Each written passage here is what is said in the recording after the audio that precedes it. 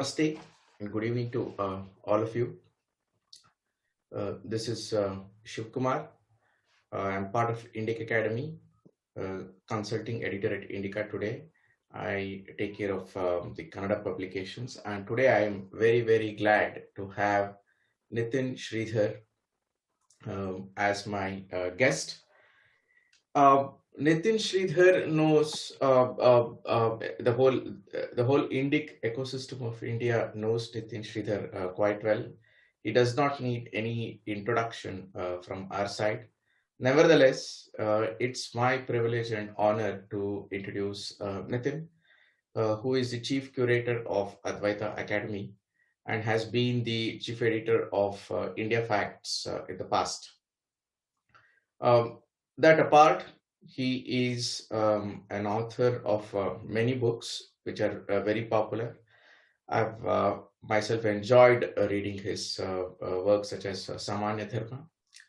And of course, right now, I'm here to introduce this book, ISHOPANISHAD on Upanishad.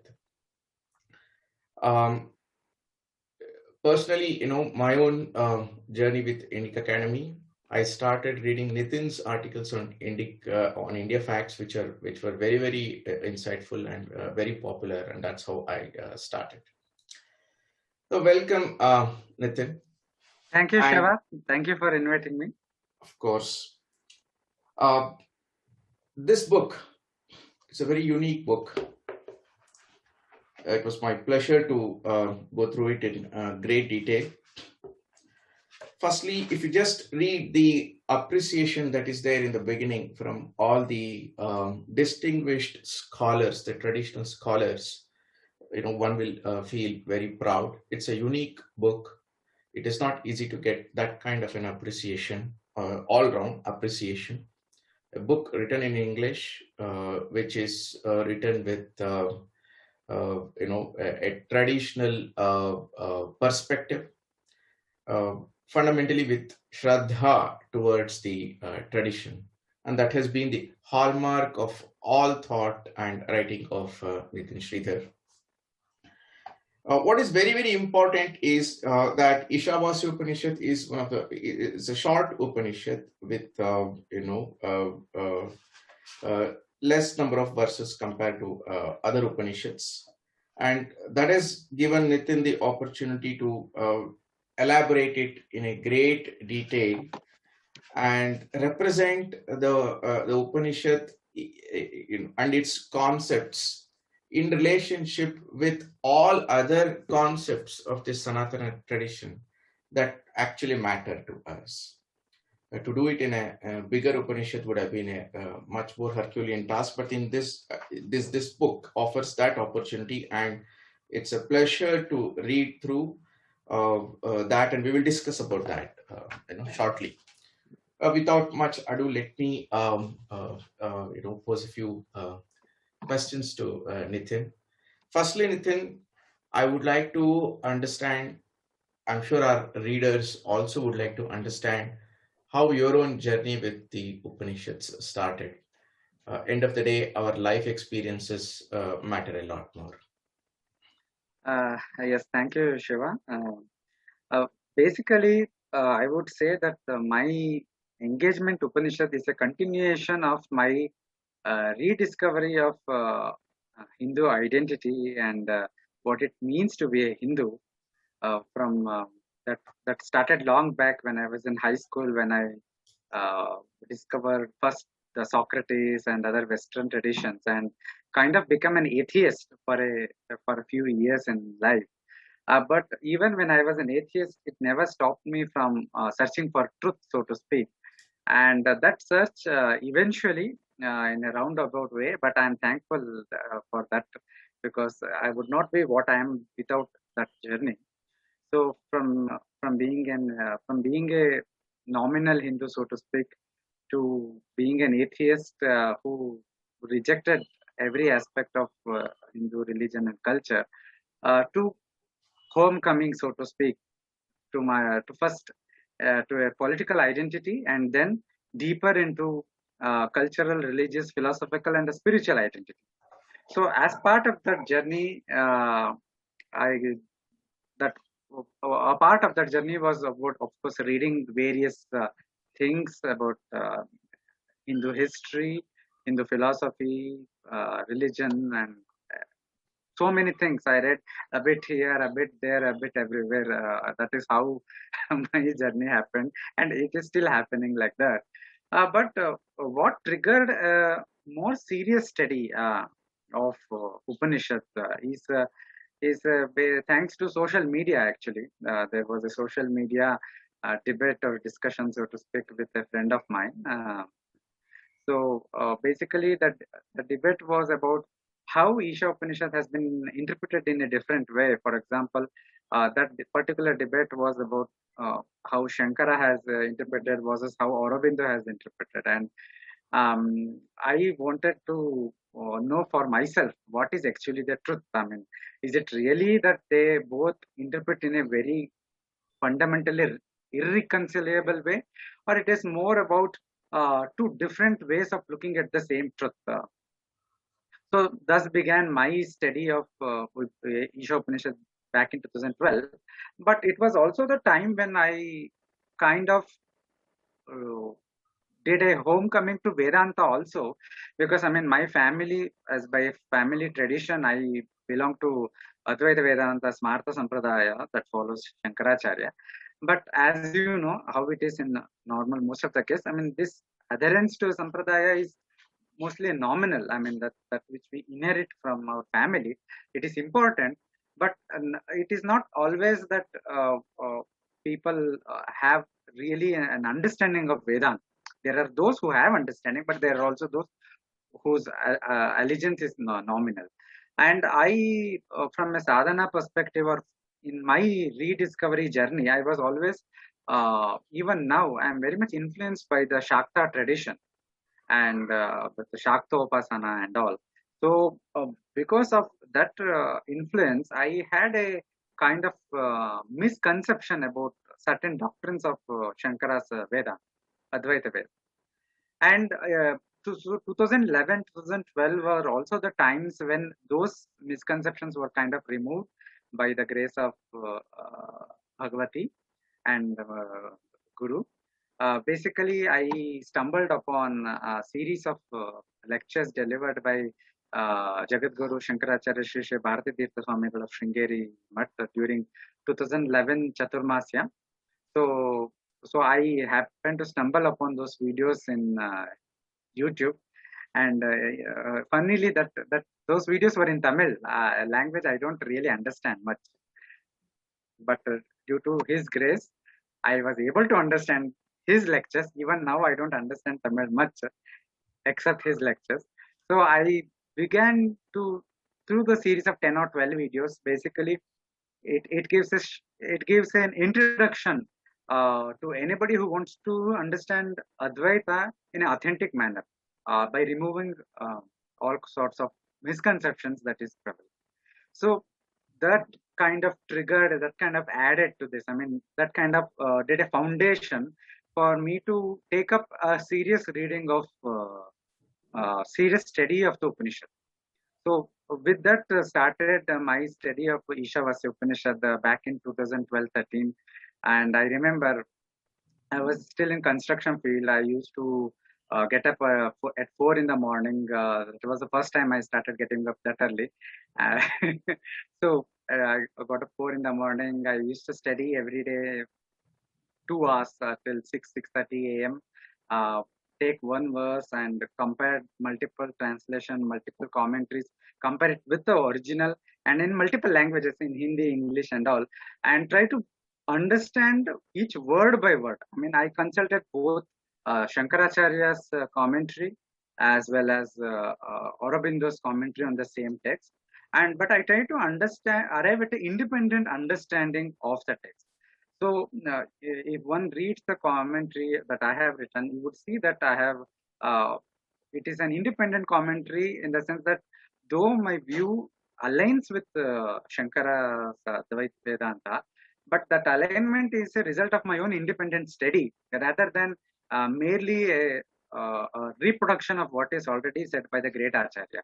Actually, there is nothing needed to add to what he has already said, but this book is kind of a product of my own study, uh, written for myself, so to speak, to clear and um, have a better understanding of uh, the Upanishad for myself. I think that's a very good point that you're making. End of the day, a lot of intellectual work and philosophical work is a rediscovery for our own selves at one level. But I'll go one step further and say that this book is a book for our times and for the kind of people that we are, and for the kind of people that are going to come in the coming days, because we are all molded by an intuition of the Sanatana tradition, but we're all shaped very strongly by the kind of intellectual exposure that we get, and for the kind of modern reading that we are very used to, very structural, very analytical, and we anything beautiful that we stumble upon has to, for us, it has to arrive through the maze of structural complexity, and we are used to that. And from that standpoint, I think you have led me into the next point that I wanted to discuss with you. That is the structure of this book, which I think is very beautiful. To the audience, the structure is like this. The first part of it is each verse analyzed word by word, but that is not simply done word by word.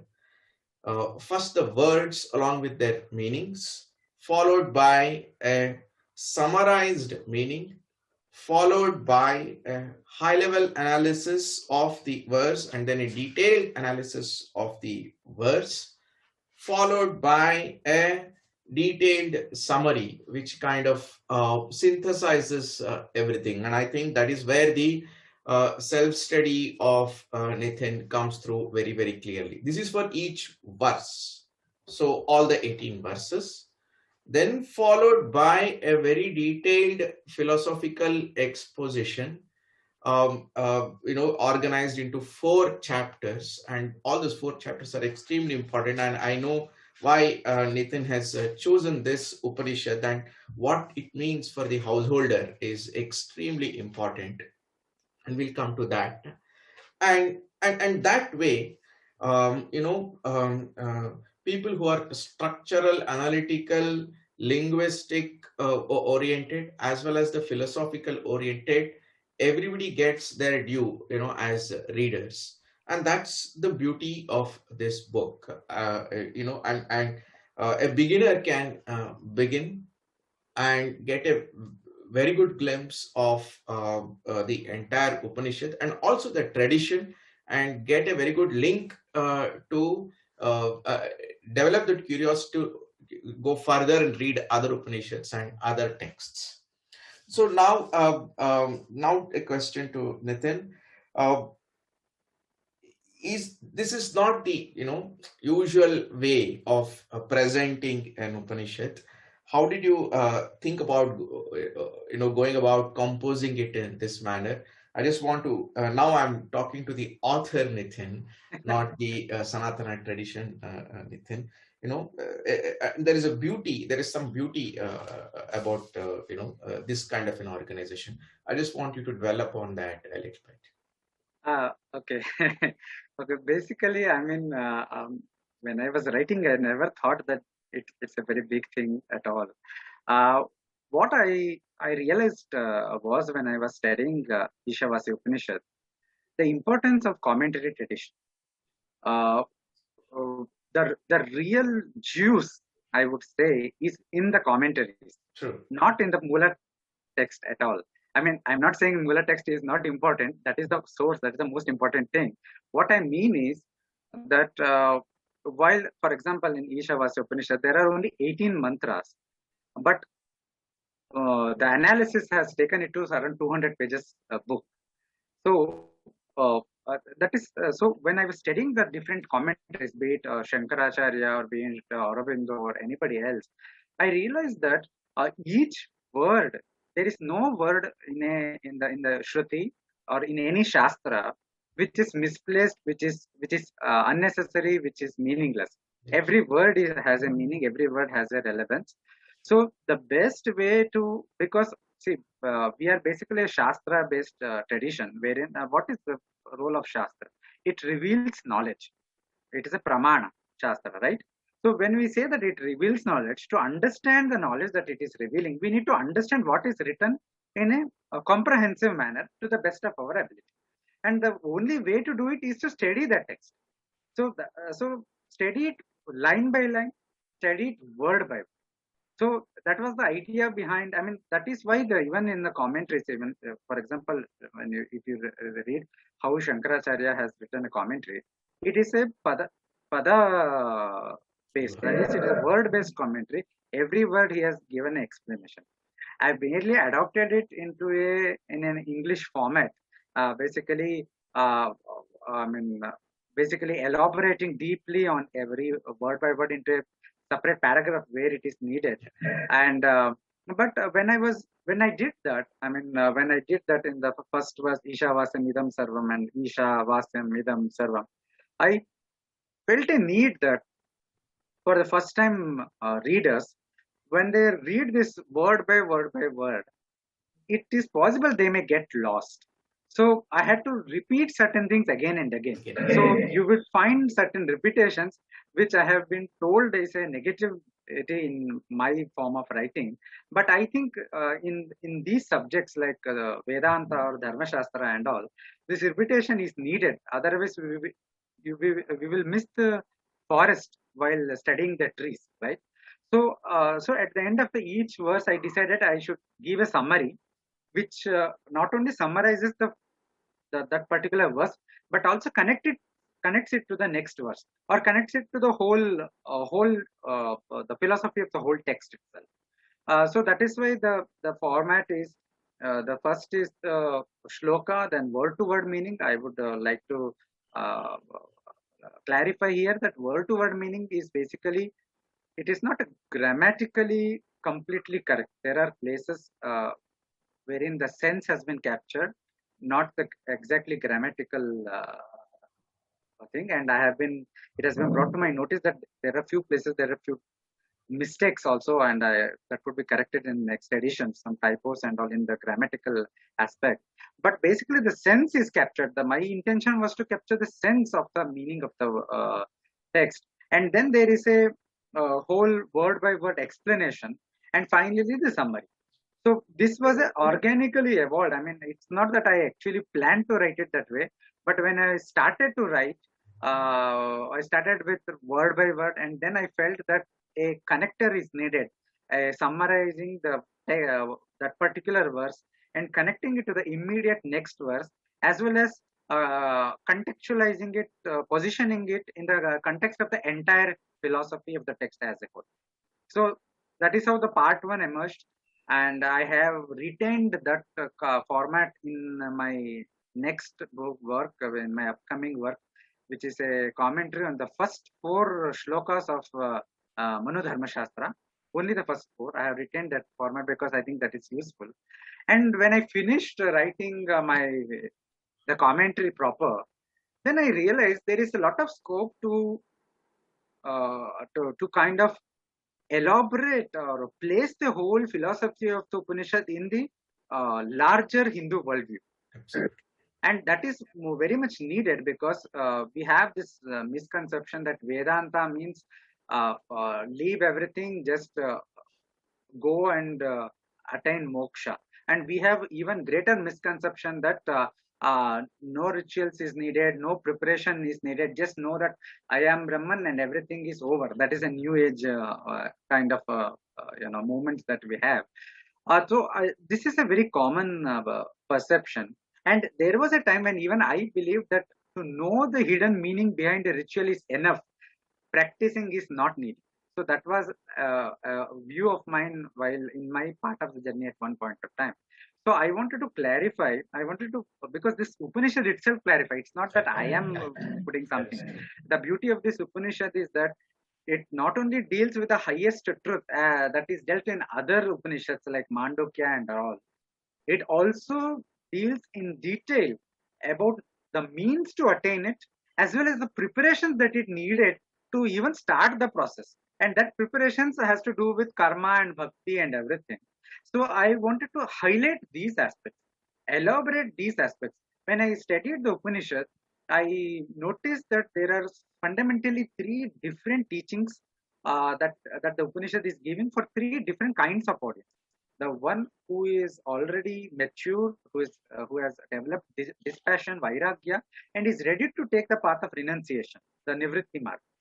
The second is a teaching that is given for householders, people like you and me who have desires, who are rooted in the world, who have artha kama and that has to be fulfilled. And the third is a kind of a delineation, the kind of enunciation of what is the fate of those who are neither competent for renunciation and who also give up because of their attachment and because of their recklessness, give up even the duties of the dharma, the swadharma, and try to fulfill kama and artha in a very reckless and very attached manner. What is the fate of them? So I found this to be the most unique aspect of Upanishad, and I want to highlight this. I did not want people to miss this because it is possible it is missed because most of the commentaries, even the traditional ones, they hint at it. I mean, they do not specifically focus on. I think Aurobindo has highlighted it a lot, the karma aspect, and I wanted to show that highlight that aspect as well. So I wrote the part two, wherein I have kind of gone beyond the limitations of the text to present the philosophy of the Upanishad, which, in my view, is the entirety of a Hindu philosophy presented in a nutshell. And I think any people can simply pick up the book. They can start with the part two, or they can start with part one. And my personal suggestion is to read part one, read part two, and read part one again. And that is how I think that is, in my personal view, is how my book has to be read to have a more comprehensive understanding. I think you perfectly put it. In fact, I had exactly the same thought. Tongue in cheek, I felt I was wondering why did Nithin pick Ishavas Upanishad, and that question was answered when I saw what is the guidance it has for a householder. The fact that generally the perception is that the Upanishads are about Brahma Vidya alone, without any aspect about the material world. I think this Upanishad in particular clarifies that significantly. And your chapter on that is something that really struck me as, I think, a very unique aspect of this Upanishad. And it is good that that a person who wants to understand Upanishads begins with Ishavasya Upanishad, both in terms of the number of verses as well as in terms of the emphasis. It will be easier to appreciate it. So with this, I think my next question was about the specific guidance it has, to the householder. But I think you already covered it, and elaborated significantly. So if time permits, we are half an hour and we may have some time. I just want to dwell upon a couple of mantras at least. Especially, I would like you to explain this to our audiences, which is the mantra 11, and I will directly go to the meaning of it. He who knows both Vidya and Avidya together, he transcends death by Avidya and attains immortality by Vidya. It's a very intriguing, and it is very poetic. It is not simply laid out for anybody to decipher this. I'll repeat this. he who knows both Vidya and Avidya together, emphasis on together is mine, but that's important. He transcends death by Avidya and attains immortality by Vidya. So there is an emphasis of on both Vidya and Avidya, and the Avidya being organized to reach Vidya. So that emphasis is made over here. Can you please elaborate a bit on this verse so that our audience knows what is the kind of Upanishadic language and what is the kind of metaphoric meaning that is embedded and how that is philosophically unique? Okay. That is actually the most central teaching of the Upanishad for the householders. Yes. That we cannot be in a cocoon. We have to take a more comprehensive view of life, basically. The avidya in the verse refers to the karma, avidya kama karma, because avidya is the root of karma. And upasana of avidya, worship of avidya means the practice of karma, that is karma anushtana, which is nothing but swadharma. What we in the language of the Gita is perform your samanya dharma, perform your vishesha dharma, that is perform your swadharma. Swadharmo nidanam shreya. So that is what is avidya upasana. But what the Upanishad is saying, that is not enough. If you do only this karma anushtana, that is good and that is needed. That is the practice of swadharma is needed, is good, but that is not enough. Similarly, Vidya Upasana, what is Vidya? It refers to Devata Upasana. Devata, Deva is Vidya. And we have a well-known example of Dasha Mahavidyas in the Tantric tradition, right? So Vidya refers to Devata and Vidya Upasana means Devata Upasana, which is Bhakti. And Bhakti could be of any form. It could be of Kirtana and chanting and Kirtana kind of Bhakti, or it could be in the form of meditation. In the second part, I have elaborated this various kinds of Bhakti. And it could be simple meditation also, or it could be ritualistic form of bhakti. So whatever it is, that bhakti is also needed. But bhakti itself also in isolation is not enough. Both has to go together. Why both has to go together?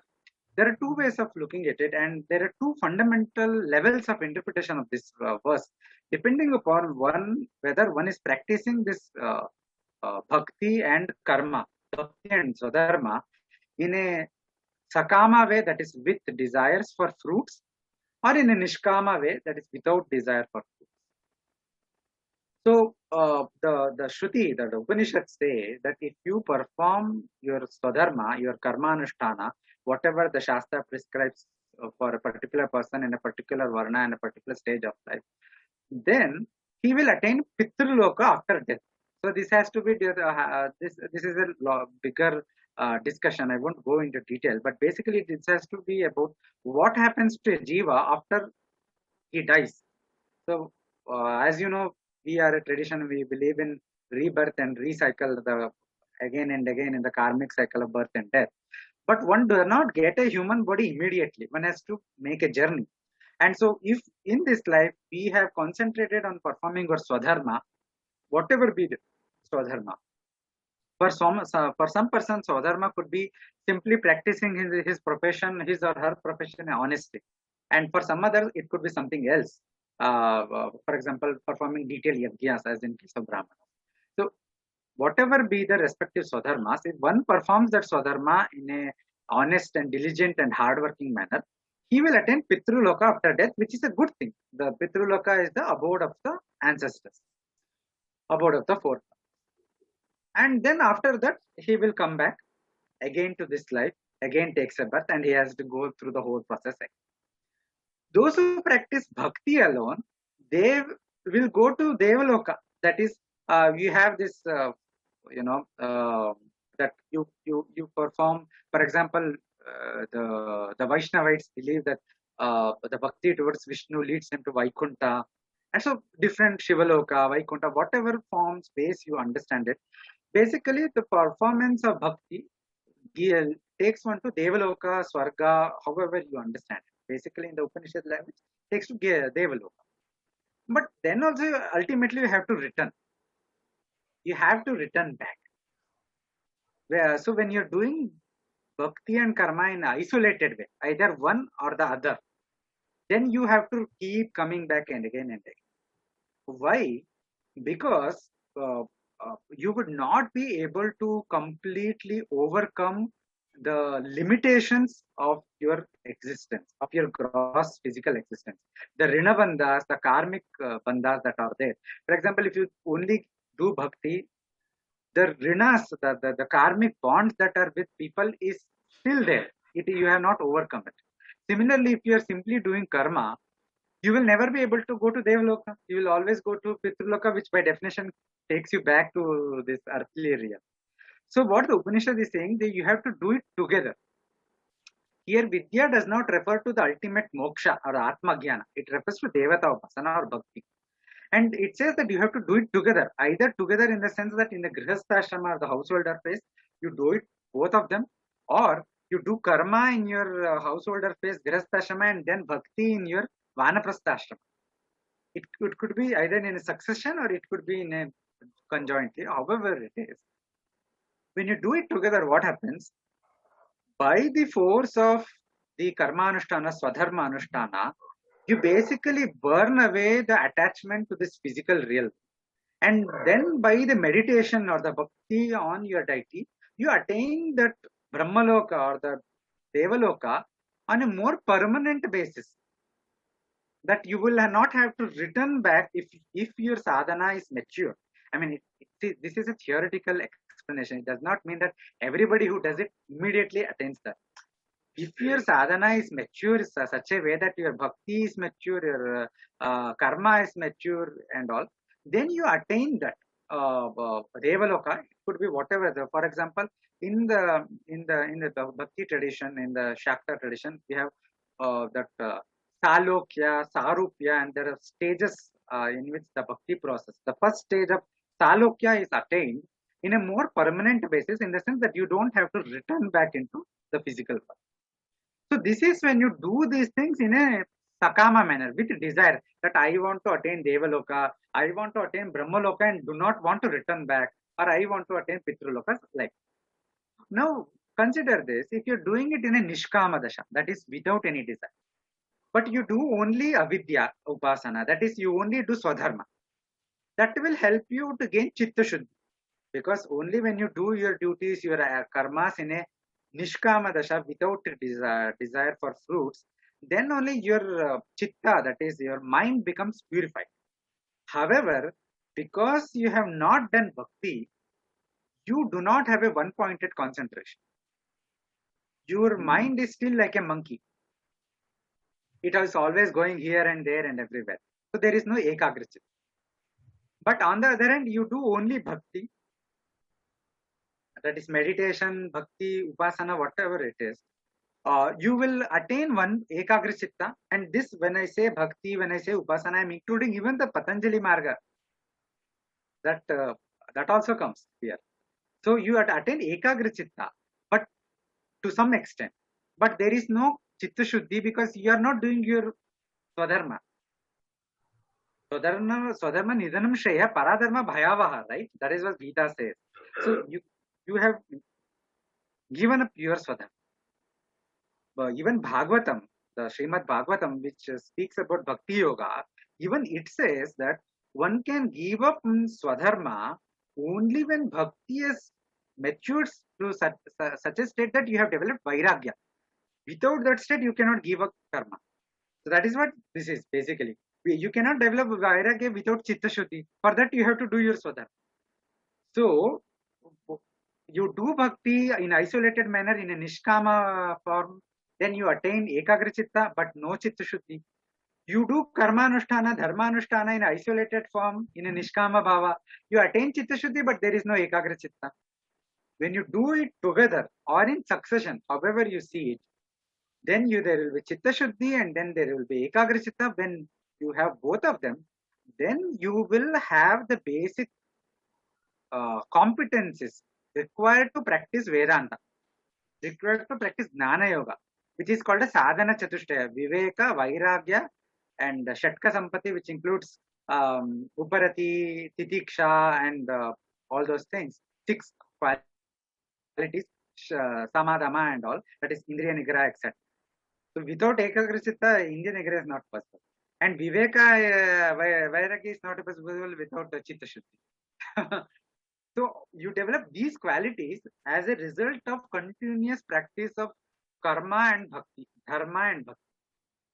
And only then, when you develop these qualities, then in the language of the Mundaka Upanishad, you approach a guru, surrender to him, and approach a realized guru, Shrotriya Brahmanishta, one who is learned in the Vedas and is also realized the truth of the Veda. Then you say, see, look, I am surrendering to you. I have deep dispassion. I do not want anything to do with this world or that world, either in this loka or even paraloka. Like I do not have desire for Pitruloka. I do not have desire for Devaloka. I only want moksha. Then the guru will teach you Atma Jnana, Shravana Manana, Nididhyasa. That is the Vedanta path. So Upanishad is basically in these verses 9 to 11 and then further to 14. The Upanishad is basically saying, look, before you can even think about Vedantic truth, attaining moksha, attaining Atma Jnana, first you need to attain the basic competencies needed, eligible criteria. I mean, if you have to do PhD, you need to first have masters, whether you like it or not. You cannot say I am 10th standard pass, so I can directly do PhD, right? So similarly here, to do Vedanta sadhana or sadhana chatushtaya, which is sadhana chatushtaya, the fourfold qualities for doing Vedanta sadhana, which is Viveka, Vairagya, etc. To attain that is the first goal, immediate goal for our life. To do that, we need to do karma, that is Swadharma, and Bhakti.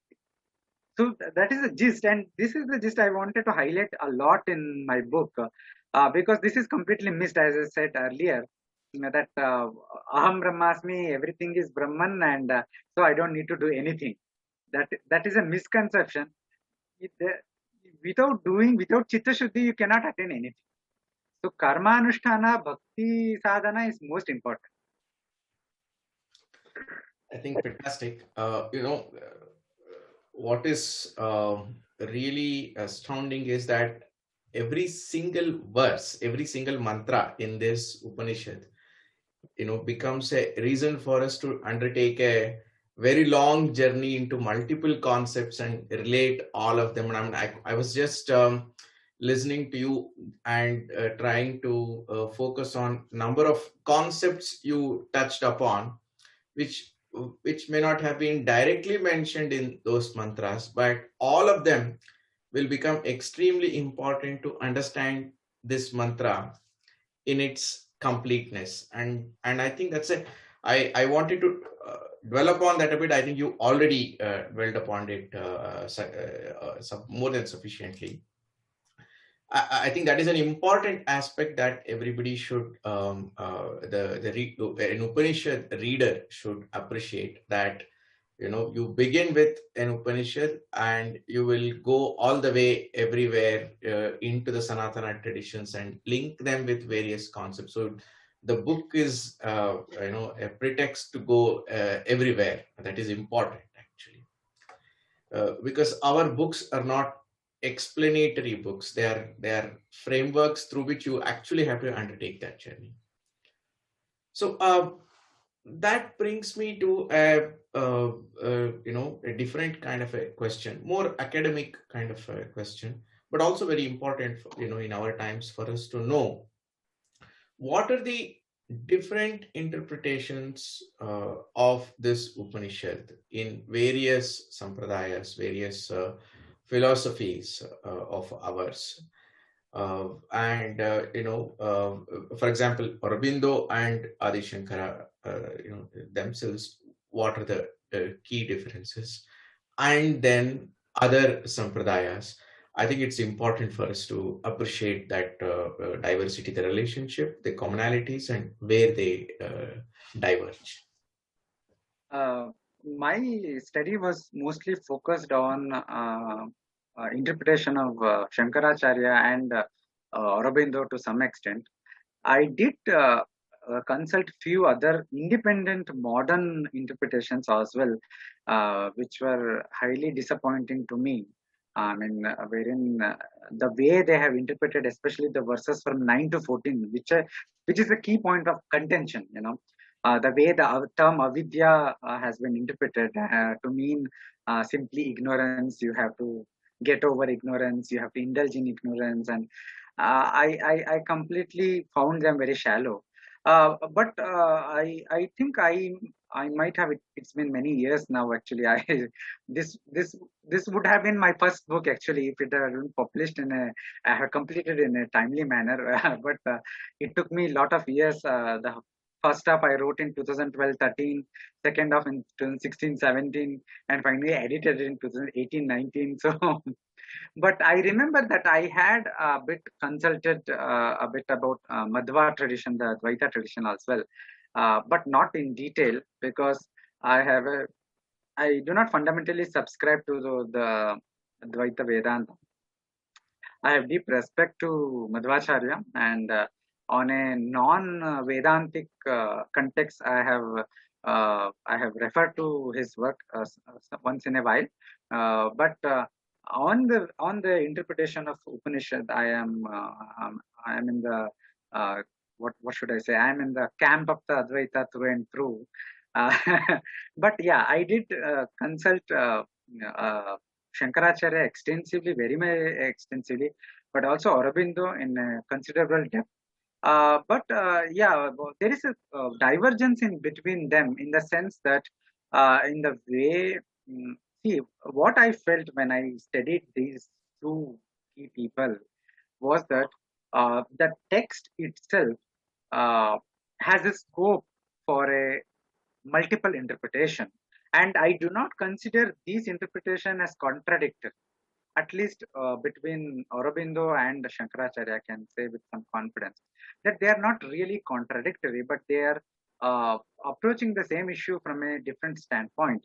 Although, if you read the Aurobindo's commentary, he criticizes Shankaras at many places, and I find that critique as a completely uncalled for and a completely misrepresentation of Shankara's view. But be that as it may, my respect for Aurobindo's interpretation stays despite those criticism. And I would say I have not read Aurobindo in depth to comment beyond that. I have only read this text. And in terms of this text, yes, there is a difference, divergence in interpretation in certain key verses. But I would say that if we put those divergent interpretation in the larger scheme of Hindu worldview, they're essentially saying the same thing there is a scope for harmonization, basically that the way they have focused upon is kind of different. For example, in 11 to 14 verses there is a term of sambhuti and asambhuti, and wherein and then there is a there is first the verses speak about sambhuti and asambhuti, and then it speaks about sambhuti and vinasha.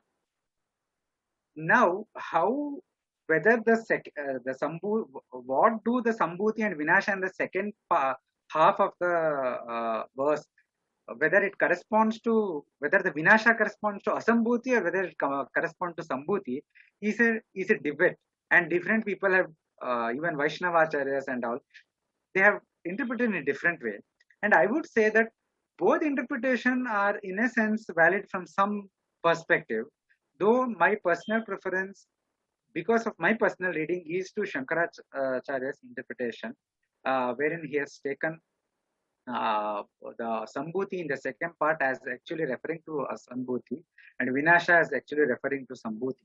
And there is I have elaborated in the book why I take this interpretation and why it fits. But without going into the details, basically I feel that uh, if we consider that both different interpretation of these particular verses, it is possible to understand that both are these divergent interpretations are correct as far as their representation of the Hindu worldview is considered, and the Upanishadic text itself has, in a sense, kind of, because it is cryptic, it is allowing for two different interpretations from two different standpoints. So it is all about from which standpoint you are trying to understand. And if we understand the standpoint from which this interpretation is coming up, then it is possible to reconcile them and harmonize them and see that how at the end of the day they are actually uh, part of the whole. Even Shankara himself, for the same verses, he has provided two different kinds of interpretation at two different places. So this shows that we should not be too rigid. I mean, it is okay. It is one thing to say that there are of course there are places wherein you cannot say that multiple interpretations are equally valid. For example, a statement like Tattvamasi, uh, some have interpreted as Atatvamasi, right? So that is a one of the example. You cannot, Tattvamasi cannot be Atatvamasi. So, because I am being an Advaitin, I would say naturally say that. Uh, so I do not see a scope for multiple interpretations that way. Though Tattvamasi itself can be interpreted in two or three different ways, and in the Advaita Sampradaya, it is shown that other forms of interpretation are not applicable in this sentence. But in the case of Upanishads in general, it is possible, as I explained with the case of Vidya and Avidya, that what the Upanishad is telling for somebody who does them in Sakama way is distinct from what the Upanishad is telling for someone who is doing the same thing in a Nishkama way. The verse is same, the words are same, it is cryptic, but the same verse can be taken as giving two distinct teachings to two different category of people, the householders and the sannyas. Fantastic. Nithin, we'll just take a pause and see if there are any questions. If the audience wants to ask any questions, please. If you type here in your Q&A window, I'll be happy to present it to Nithin. For now, there are no questions, Nithin. So I'll just, I think we have another 10 minutes.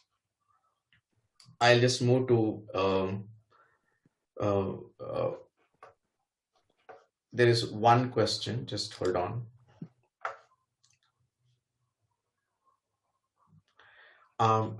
Anuradha is asking a question. What is the reason you chose to comment on this Upanishad first? I think you touched upon this in the beginning, but you may want to just summarize it in a couple of sentences.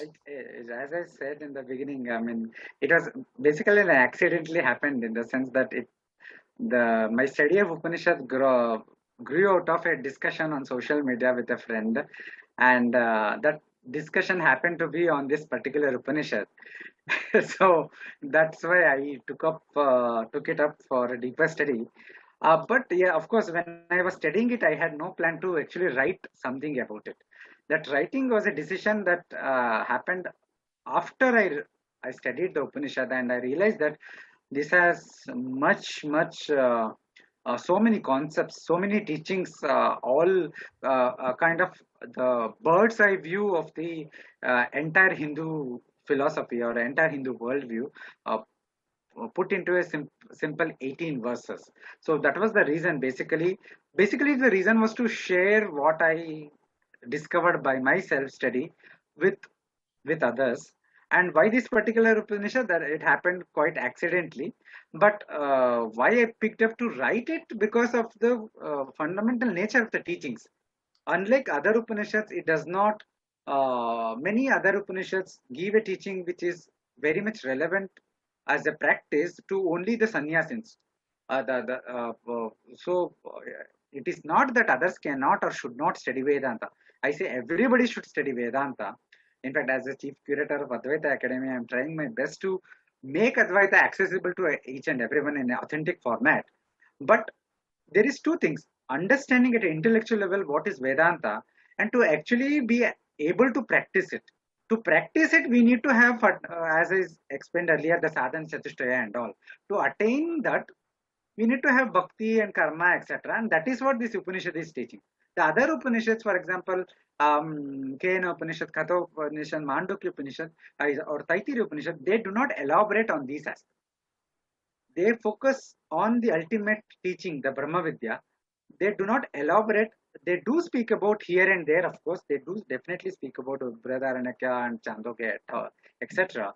But the Ishopanishad gives in a very easily accessible, easily digestible kind of just 18 verses. It gives a beautifully the entirety of the Nivritti Marga, the Pravritti Marga, the third path of that takes you to complete destruction, and how to practice karma, how to practice upasana, and how to then move about to jnanam.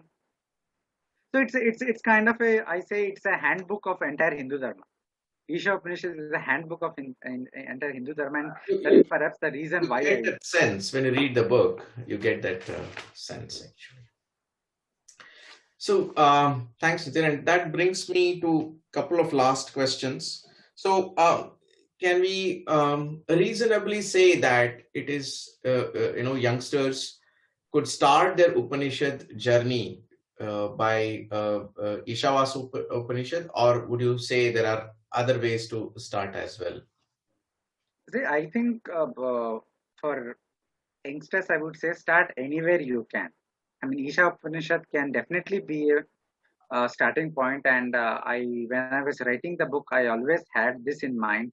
And for those who start with my book specifically, I would say read part one.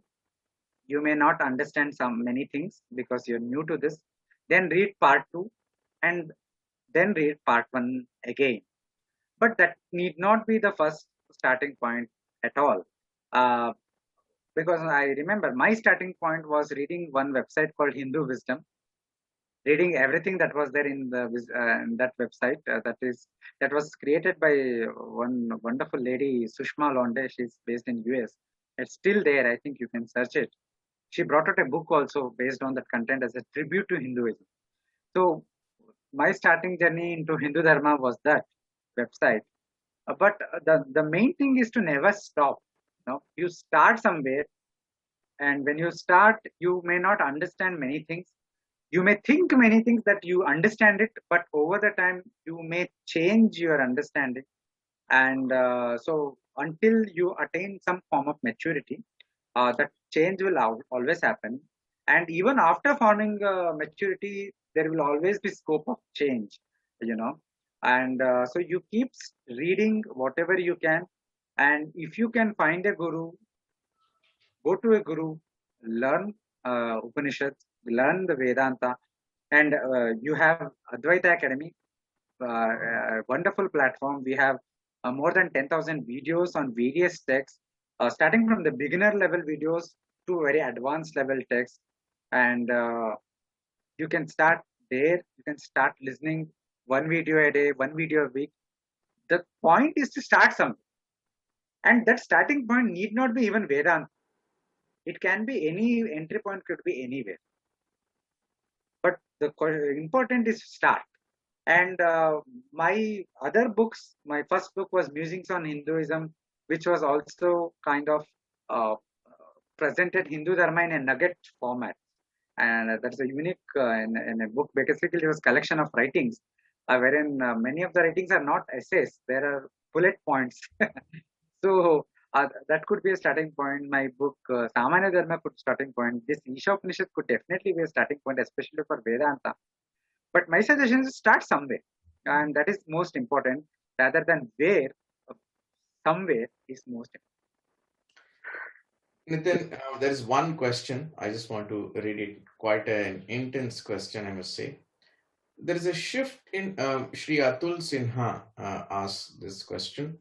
There is a shift in consciousness taking place at this time in the country.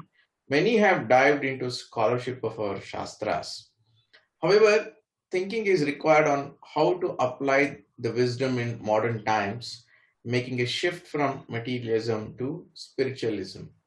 Do you have some pointers to what areas can be covered in this regard to re-establish dharma? I think we have short our time, but you can take a quick shot at this. Yes, definitely. I would take a few minutes, definitely. Uh, Yeah, very important, very relevant question from Atulji. I know him personally. Thank you for the question. I think the most important thing, and that we are all grappling today, is to actually understand the Shastra in the first place. Because we have been so colonized, we are still grappling with colonization of our minds. And when we start our journey, many times, even it happens today to me, even now, even after studying for a few years now, that we have a lot of preconceived bias, lot of preconceived notions. Many of our notions are colored by our current political situation, current socio-economic situation, and so many things are there. When we approach Shastra, we have to first try to grasp Shastra, first understand what is Shastra, what is its role in our Hindu worldview, and then try to understand Shastra on its own basis, not in a historical perspective, not in a from the contemporary perspective, not from the perspective of our enlightenment values, but from what the Shastra wants to reveal to us, wants to say to us. And this applies to Vedanta, this applies to Dharma Shastra, this applies to all Shastra.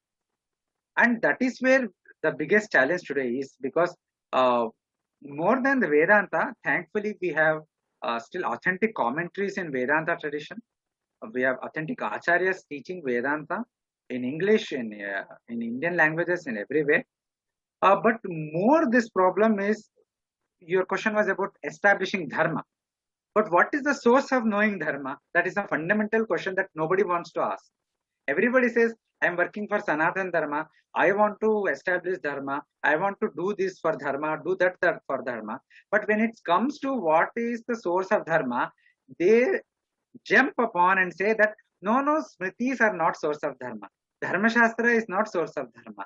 They are not Pramana for Dharma, because they feel that these texts are not compatible with today. I mean, that is a kind of a wiring that has been created by our colonial education system and our current modern enlightenment values. We need to unshackle these chains and understand our Dharma Shastras, the Smriti, Itihasa, Purana, everything in a unbiased, unprejudiced manner, to first know what it is saying. Whether it applies to today, what applies to today, what has to be changed, that is a completely later question. When we are stuck in saying that whenever somebody quotes a Smriti, you say, no, we only take Bhagavad Gita, we only take Veda, we don't take Smriti, then the discussion cannot go further. We cannot establish Dharma without Dharma Shastra. So I would say we need to first understand Shastra, what is its true role, what is its relevance, and what actually it is teaching.